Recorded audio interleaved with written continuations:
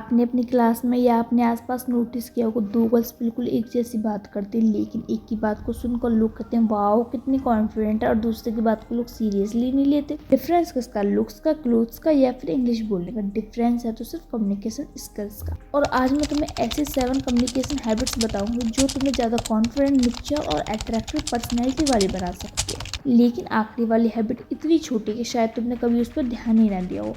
Habit number 1, think before speak. बहुत सारी girls nervous होकर जल्दी जल्दी बोलने लगती हैं, मतलब एक्चुअली वो, मेरा मतलब, और धीरे धीरे उनकी बात का इम्पैक्ट ही कम हो जाता। अगली बार जब कोई तुमसे क्वेश्चन पूछे उसका तुरंत जवाब देने की कोई जरूरत नहीं। 2 सेकंड का पॉज लो, सोचो फिर बोलो। ये छोटा सा पॉज तुम्हें कंफ्यूजन नहीं बल्कि कॉन्फिडेंट दिखाता। याद रखो, फास्ट बोलना इंटेलिजेंस नहीं, क्लियर बोलना इंटेलिजेंस है। हैबिट नंबर 2, हर बात पर सॉरी कहना बंद कर दो। क्या तुम भी ऐसा करते हो? सॉरी एक बात पूछो, सॉरी मैं लेट हुई, सॉरी शायद मैं गलत हूँ। हर बात पर सॉरी बोलना तुम्हारी पर्सनैलिटी को वीक बना सकता है। अगर गलती हुई है तो सॉरी बोलो, लेकिन सिर्फ अपनी बात रखने के लिए सॉरी मत बोलो। सॉरी कैन आई से समथिंग की जगह कहो I want to add something. Sorry मुझे ये पसंद नहीं की जगह कहो I am not comfortable with this. Difference है वर्ड्स का, लेकिन पर्सनैलिटी का इम्पैक्ट तो बहुत बड़ा है। Habit number 3, maintain eye contact. जब कोई तुमसे बात कर रहा होता तुम बार बार फोन देख रहे हो, नीचे ऊपर देख रहे हो, इधर उधर देख के उसको अवॉइड कर रहे हो, लेकिन इसका मतलब ये भी नहीं कि तुम उसे घूरते ही जाओ। नहीं, तुम्हें नेचुरली आई कांटेक्ट रखना। सामने वाला बोले उसकी तरफ देखो, फिर नेचुरली अपनी आइज हटा लो। इससे सामने वाले को एक पावरफुल सिग्नल मिलता है, मैं तुम्हारी बात सुन रही हूँ। और यही एक हैबिट तुम्हारी कम्युनिकेशन को इंस्टेंटली बेटर बना सकती है। हैबिट नंबर 4, सिर्फ बोलना ही नहीं, सुनना भी सीखो। ये सबसे अंडररेटेड कम्युनिकेशन स्किल है। अच्छी कम्युनिकेटर वो नहीं होती जो सबसे ज्यादा बोलती है, अच्छी कम्युनिकेटर वो होती है जो सामने वाले को जेन्युइनली सुनती है। जब कोई अपनी प्रॉब्लम बता रहा हो, बीच में अपना एग्जांपल मत पूछो, मेरे साथ भी ऐसा हुआ था, मेरे साथ तो इससे भी ज्यादा बुरा हुआ, बस सुनो। फिर पूछो फिर क्या हुआ, या फिर तुम उससे पूछो तुम्हें उस समय कैसा लगा। बिलीव मी, लोग तुम्हें इसलिए याद रखेंगे क्योंकि तुमने उन्हें इंपॉर्टेंट फील कराया। हैबिट नंबर 5, आई थिंक को आई बिलीव में चेंज करो। मान लो कोई तुमसे पूछता हो तुम्हारा क्या ओपिनियन है और तुम बोलती हो आई डोंट नो, इसकी जगह कहो आई बिलीव, या फिर आप हिंदी में भी कह सकते हो मेरी राय में। चलो मैं तुम्हें एक एग्जांपल से समझाती हूँ। शायद हमें ये नहीं करना चाहिए, आपको इसकी जगह बोलना है मेरी राय में हमें ये करना चाहिए।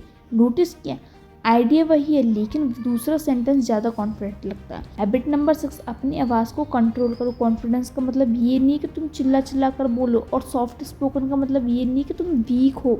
तुम्हारी आवाज़ में 3 चीज़ इंपॉर्टेंट होती हैं, क्लियरिटी, पेस और टोन। बहुत तेज़ बोलोगे नर्वस लग सकती हो, बहुत धीरे बोलोगे अनइंटरेस्टेड लगोगी, और बहुत लो वॉइस में बोलोगे तो लोग यही पूछते रहेंगे क्या कहा।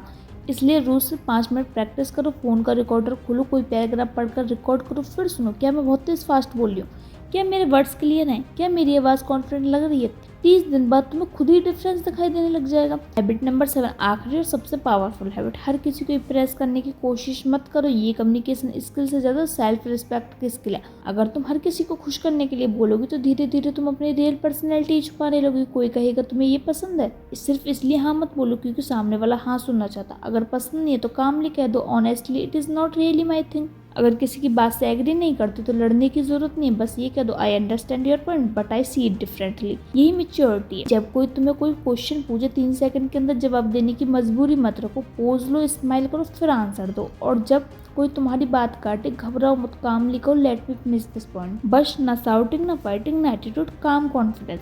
और अब एक बात याद रखना, एक कॉन्फिडेंट गर्ल की पहचान ये नहीं कि वो कितनी इंग्लिश बोलती है, उसकी पहचान ये है कि वो अपनी बात कितनी क्लियरली रखती है, वो सामने वालों को कितनी ध्यान से सुनती है, वो डिसएग्रीमेंट को कितनी मेच्योरिटी से हैंडल करती है, और सबसे इम्पोर्टेंट वो अपनी बात कहने से डरती नहीं है। तो आज से एक छोटा चैलेंज लो, अगले 7 दिन तक रोज सिर्फ 5 मिनट अपनी वॉइस रिकॉर्ड करो, अपनी स्पीकिंग स्पीड देखो, आई कॉन्टैक्ट मेंटेन करो, सॉरी की जगह कॉन्फिडेंट सेंटेंस बोलो, और 7 दिन बाद शायद तुम्हें सबसे बड़ा बदलाव दूसरों में नहीं अपने अंदर दिखाई देगा। अगर तुम चाहती हो कि मैं गर्ल्स के लिए 7 डे कॉन्फिडेंस चैलेंज की पूरी स्टेप बाय स्टेप रूटीन बनाऊं तो कमेंट में लिखो कॉन्फिडेंट गर्ल।